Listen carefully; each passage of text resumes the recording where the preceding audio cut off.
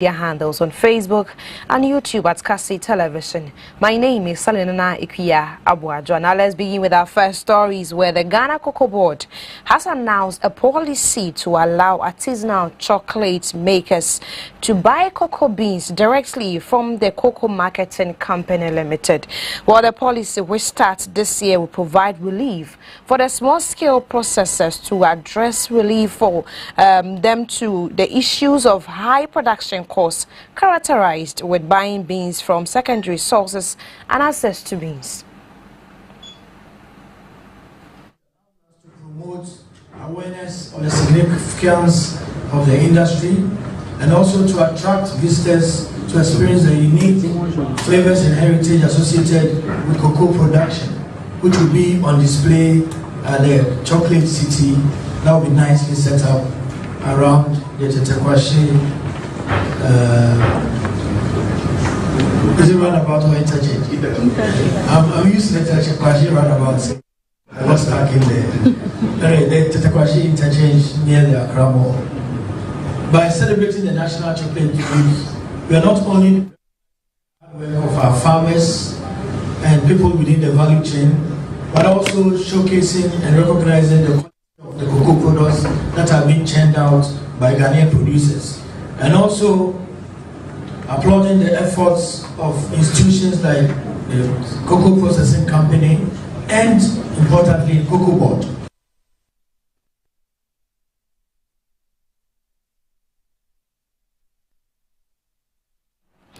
Meanwhile, the Ghana Cocoa Board has officially announced plans to hand over several rehabilitated farms across cocoa regions to beneficiary farmers next month in a bid to bolster cocoa production.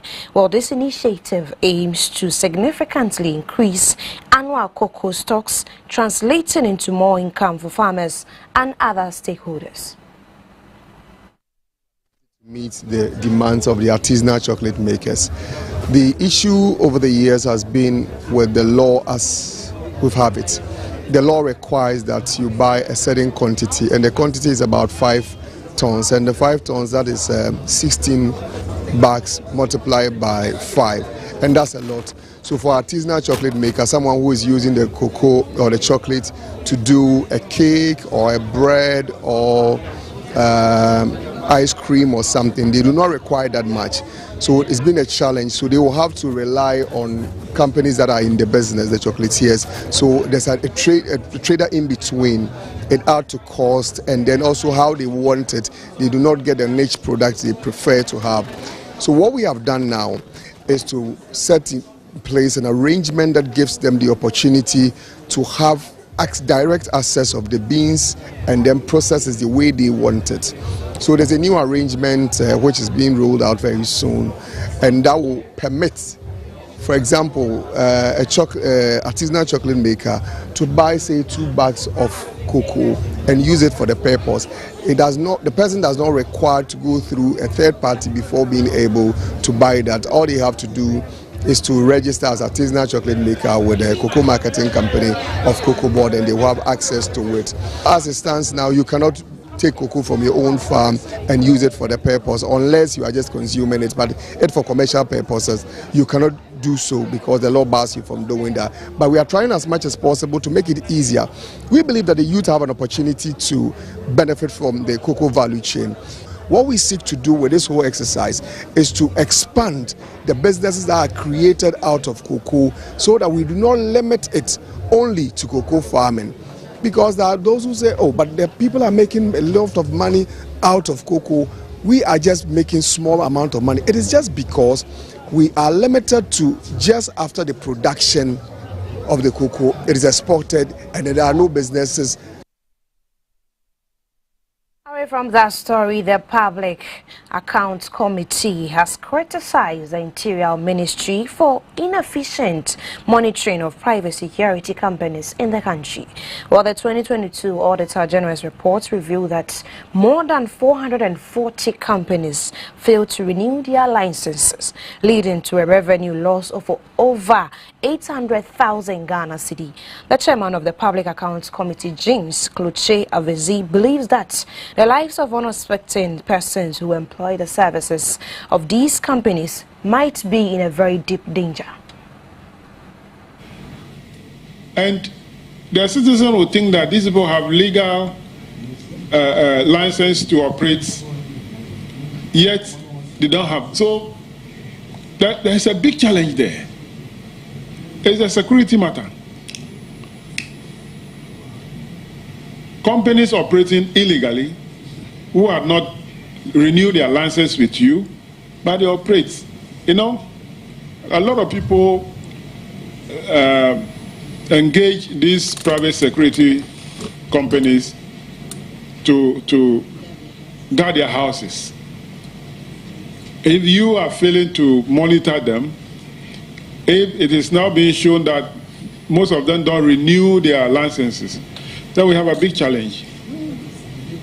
As it looks like you are not, as a ministry, you're not paying more attention to this unit. You need to work more on this because they are private security companies. They are doing the work that, as a ministry, you alone cannot do. We cannot deploy the police officers to every corner. That is why you have licensed these people to do that job. And the Secretary General of the Trades Union Congress says they are not backing down on their decision to demonstrate against the implementation of the 15% value-added tax on electricity. Well, he emphasized that the union will not consider or change its decision until government completely withdraws the VAT later. We gave an ultimatum of 31st January, which elapsed on on Wednesday. We gave that ultimatum to government to withdraw that letter. As we speak today is 2nd, we have not seen any letter withdrawing that directive. In between the time we issued this statement and now, ECG itself has come out to say that they are not ready to even implement this kind of VAT. But that's not our matter. It's between them and their government. This afternoon we met to, in that statement, we said if by 31st, government had not withdrawn this directive to ECG and NEDCO, we will meet here and we will advise ourselves. So this afternoon we have met here and we have advised ourselves. It is that advice that we are going to communicate to the press. Our advice is very simple. We have advised ourselves that this government is taking Ghanaians for granted. And so we are going to lead a very massive demonstration in all the regional capitals, the 16 regional capitals of Ghana, on the 13th of February. That will be Tuesday. That is this Tuesday's week. We have taken this decision firmly, and we have appointed.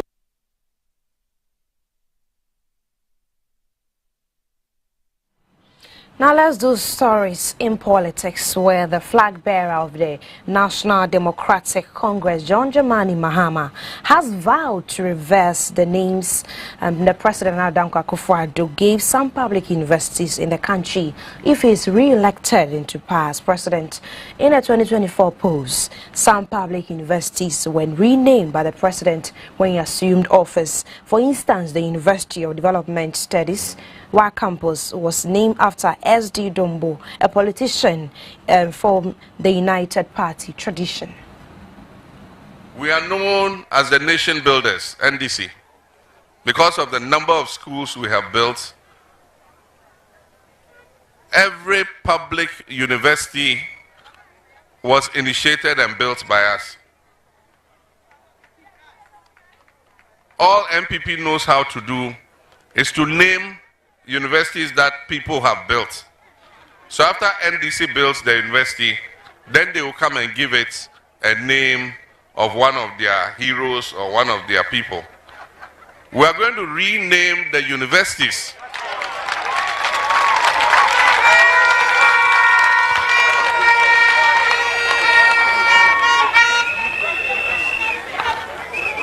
going to rename the universities. Ghana has many heroes, not only the heroes of the MPP tradition. We can name administration block after somebody. We can name hostel after somebody. We can name library after somebody. But the university must reflect its core mandate. And so we'll restore the original names, and the names that they have given them, we will give to a significant infrastructure in the university. And we will add other people and name the infrastructure in the university after them. But if the university is University of Development Studies, that is its core mandate. It will be called the University of Development.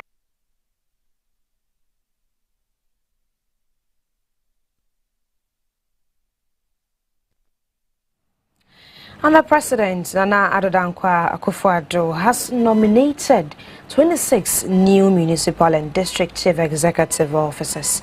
Well, the nominations are in accordance with Article 243, Clause 1 of the Constitution.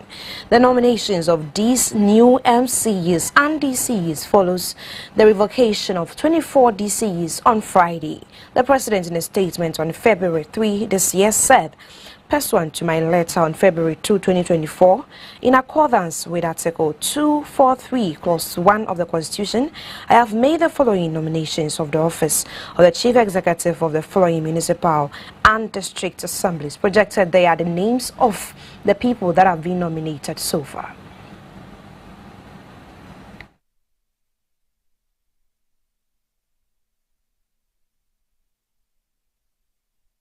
Our regional minister has disclosed that, contrary to spare parts dealers at Abosokan here in Accra opposing the proposal to move them to Afienya, over 4,000 of the dealers appended their signatures agreeing to move to the proposed location. Well, as part of it, the negotiation exercise of major places in Accra, the government proposed the creation of an automobile hub at Afienya where the dealers were to be located.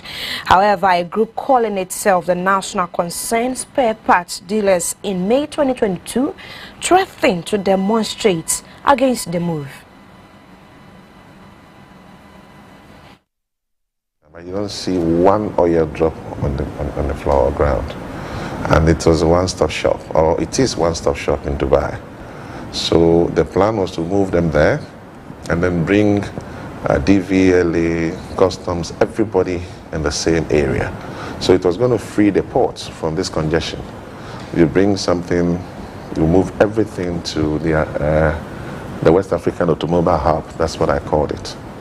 And so it's a combination of, the idea was that once we're able to do that, nobody even affixes for sale on his car within the Greater Accra. If you want to sell a car, you take it there. You take it there, okay. And then we move all those who've been selling the cars around Joel, everybody goes.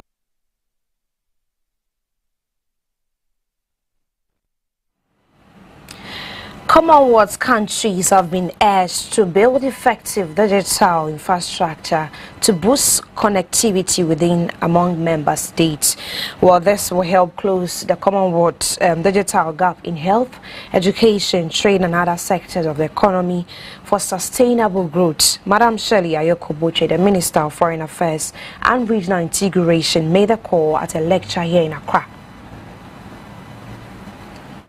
Achievements of the Commonwealth, we do not need to go behind the daily headlines to see that the world, in the words of our President, President Nana Akufo-Addo, and this is what he said, I quote, "The world is in a bad place," unquote.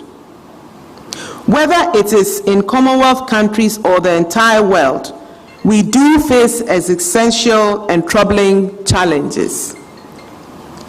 Indeed, insecurity best describes our world. In the political, economic, social, environmental, and climatic spheres. The business and supply chain impacts of COVID-19, the war in Ukraine, and the worsening climate events associated with climate change merely expose the failure of the Development Cooperation Framework, which was fashioned in the waning years of the Second World War. The weak resilience that characterizes the economies of Commonwealth developing countries can be traced to their marginalization in the multilateral trading system, with our very limited footprints on the global trade landscape. The shares of Pacific Island countries and African countries in world trade are manifestly below potential, at 0.03% for the Pacific Island countries and 3% for African countries. We operate at the periphery of the multilateral trading system with a narrow range of exports, mostly primary products, minerals, oil and gas. We all know what's happening. We cut out our raw materials in their very raw form, take it to other markets that add value to these materials and send them back to us. In the cases of the Caribbean and the Pacific, because of their very small populations, they lack economies of scale. And this is made worse by high transportation and marketing costs for the Pacific countries, because they are located very far from the key markets of Europe, or the United States, or China, or Japan. In addition to these constraints, their efforts to attract foreign direct investment have also not been very successful. They account for 0.1% of global investment flows. In nearly all Commonwealth countries, social mobility is stalling, even though the future world of work, including climate adaptation, opens new possibilities through the way we teach our young, leverage innovation and services through ICT, social media, automation, and artificial intelligence. Jobless growth, or wealth creation with high unemployment and rising cost of living, characterizes nearly all our economies. Commonwealth countries need to create over 50,000 decent jobs each day until 2030 in order to provide opportunities for our young people who are entering the labor market. It is estimated that together, Commonwealth countries need to create 3 in every 5 jobs in the world, as the labor market in countries such as Japan, China, and Europe shrink. Within the Commonwealth itself, labor mobility does not correspond to the labor rigidities of our economies, denying markets the skills and resources that are needed to create goods and services which are needed to power greater inclusive growth and wealth creation. And we have failed to draw the link between young tech workers, the ubiquity of services they provide. Meanwhile, the Ghana's Minister for Foreign Affairs and Regional Integration, Shirley Ayoko-Botry, has said that the world is currently in a very bad place due to the global events, including the COVID-19 pandemic and the Russia-Ukraine war. Speaking at a lecture in Accra, she indicated that the most Commonwealth countries, including Ghana, have particularly been devastated by these global events. Commonwealth has the world's largest, greatest vulnerability to climate change because 33 of its members, 33 of the 56 members, are small states. As extreme weather events annually wipe out infrastructure and cause devastating droughts, challenging food security, and also impede other development goals in many Commonwealth countries, most notably in the small island developing states, the scope of the strategic failure for a common strategy around renewables is mind-boggling. There is no reason why we should not have a common strategy to deal with renewables. The devastating effects of climate change can be clearly seen in the many beautiful islands of the Commonwealth. With rising sea levels as a result of global warming, several islands are inundated with water. You may have read about the challenges faced by islands such as Kiribati, where apparently no part of its land rises more than 2 meters above sea level. This makes it one of the most vulnerable countries in the world. In many ways, African, Asian, Caribbean, and Pacific island countries face similar challenges as far as climate change is concerned. We contribute very little to the emission of global greenhouse gases, yet we face disproportionate impacts of climate change. Whereas the Pacific island countries and African countries account for only 0.03% and 4% of global emissions, respectively, we have been bearing the brunt of climate change, ranging from floods, from cyclones, from droughts, from wildfires, drying up of our rivers.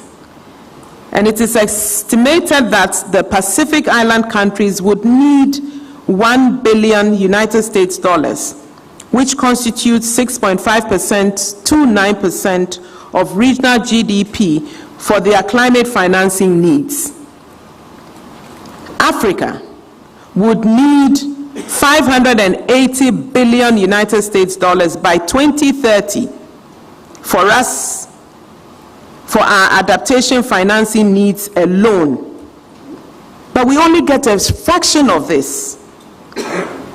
The Caribbean is the most exposed region to climate-related natural disasters, with estimated adaptation investment needs of more than 100 billion.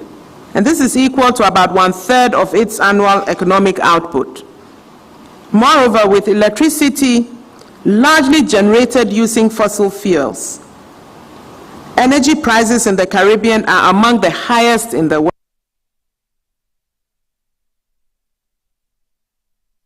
Let's do some entertainment news.